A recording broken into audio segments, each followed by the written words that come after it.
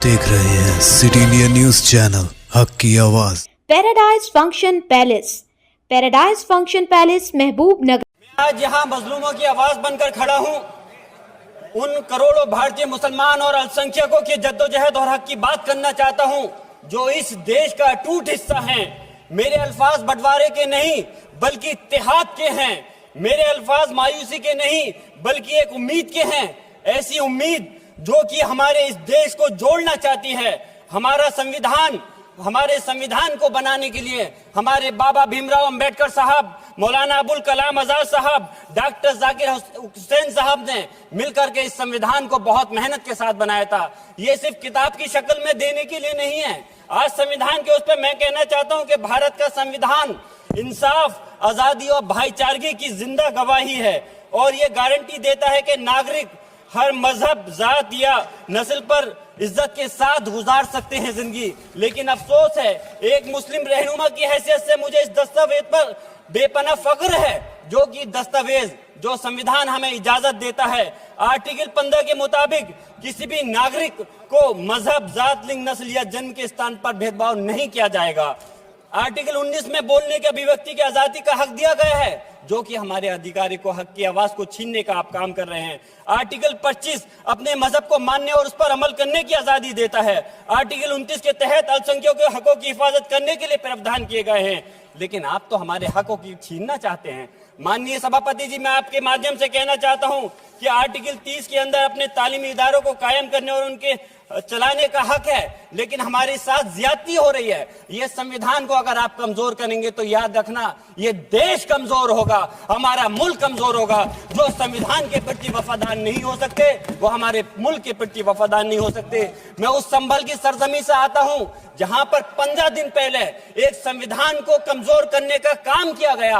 वहां पे जिस प्रकार से 5 मजलूमों की जान ले ली गई, जिस तरह से 30 से ज्यादा लोगों को गोली मारकर घायल कर दिया गया और 27 से 50 से ज्यादा लोगों के खिलाफ मुकदमा दर्ज किया गया। मैं पूछना चाहता हूं माननीय सभापति जी, मैं सांसद हूं, मैं अपने मुकदमे का मैंने कहा था मुझे डर नहीं है। मेरे खिलाफ मुकदमा लिखा गया, मैं वहां मौजूद नहीं था और ये मुकदमा जो हमारे चाहे विपक्ष के सांसद हो या सत्ता पक्ष के सांसद हो, आप याद रखिए जनता की आवाज हो, जनता के बीच में जाकर के आपके जवाबदेही बनती है। और मैंने अपनी जनता की आवाज को उठाने का काम किया तो क्या गलत किया था? माननीय सभापति जी, सिर्फ इस बुनियाद पे मुकदमा लीजिए गया। आज मैं आपको बताना पॉइंट पे बोल रहा हूँ, संविधान पर ही बोल रहा हूँ। माननीय सभापति जी, आज मैं चाहता हूँ उन लोगों को इंसाफ मिलना चाहिए जो जिन्होंने ज्यादती की है, उनको सजा मिलनी चाहिए। और आज एक इमाम को सिर्फ इसलिए गिरफ्तार कर लिया गया संभल के अंदर कि सिर्फ उन्होंने अजान लाउड स्पीकर से दे दी थी। अफसोस है कि आज हमारे साथ ऐसी ज्यादती हो रही है। माननीय अध्यक्ष जी, हमारा संविधान किसानों को मजबूती की बात करता है जो इस देश की रीढ़ की हड्डी है। 130 किसान जो 10 दिन से ज्यादा समय से जेल में बंद हैं, आप किसानों को हक नहीं दे पा रहे तो किसको हक देने का काम करोगे? मैं अफसोस करता हूं आज पूरे प्रदेश और मुल्क के अंदर जिस तरह से हमारे लोगों की हिफाजत नहीं की जा रही।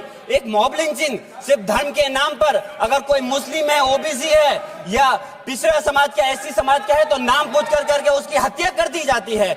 बुलडोजर चलाए जा रहे हैं। हेट स्पीच, अगर कोई हम कुछ बोलते हैं तो हेट स्पीच करके मुकदमा दर्ज कर देते हैं। और जो हमारे धार्मिक आका हमारे सल्लल्लाहु अलैहि वसल्लम की शान में गुस्ताखी करता है उनके खिलाफ कोई कार्रवाई नहीं।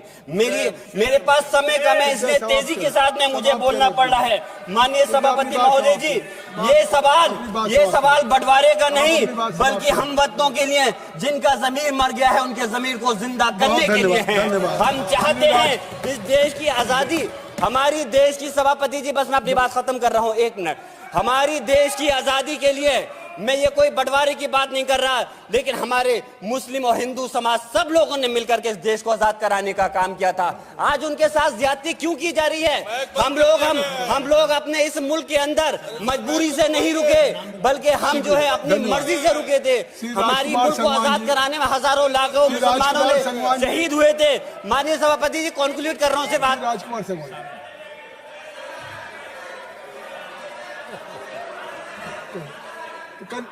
आप कंक्लूड करें ना, आप कंक्लूड कर लें। माइक शुक्रिया माइक है, आ गया। शुक्रिया माननीय सभापति जी। डिम्पल माइक मैं आ एक गया। मुस्लिम और अल्पसंख्यक रहनुमा के तौर पर मैं अपनी बिरादरी के लिए खास हक के मुताबिक नहीं करता। मैं सिर्फ ये चाहता हूं कि आईना के बाद संविधान के मुताबिक हर नागरिक के लिए जो वादा किया गया उसे पूरा हो, हुकूमत से कमजोर की हिफाजत को यकीनी बनाए और नफरत फैलाने वालों को सजा दे। और मैं अपनी बात इस शेर के साथ खत्म करना चाहता हूं जो कि हबीब जालिब का शेर है। ऐसे जुल्म सुबह बेनूर को मैं नहीं मानता, मैं नहीं जानता, मैं भी खाइफ नहीं तख्ताए दार से, मैं भी मंसूर हूं कैदो अगयार से, क्यों डराते हो जिंदान की दीवार से, जुल्म की बात को जहल की रात को मैं नहीं मानता, मैं नहीं जानता। श्री राजकुमार संगवान जी।